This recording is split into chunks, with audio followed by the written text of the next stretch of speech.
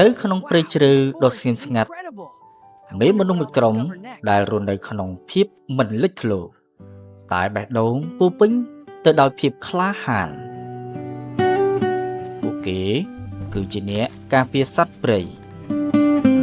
អ្នកនៅឈរចន្លោះរវាងជីវិតនិងការបាត់បង់រាត្រីងងឹតមិនមែនជាឧបសគ្គភ្លៀងខ្យល់និងភាពនឿយហត់មិនអាចបញ្ឈប់ជំហានរបស់ពួកគេបានឡើយ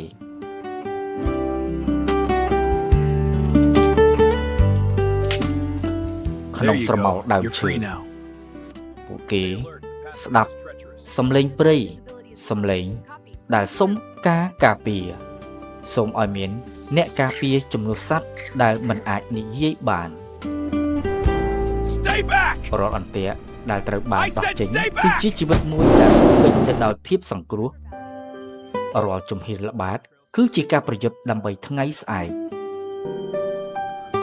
ពួកគេមិនស្វែងរកការសរសើរ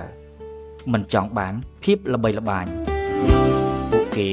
គ្រាន់តែចង់ឃើញព្រៃនៅតែបៃតងសត្វនៅតែរស់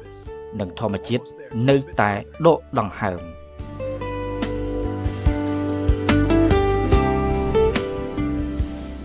នៅពេលព្រះអាទិត្យរះផុតចុងព្រឹក្សា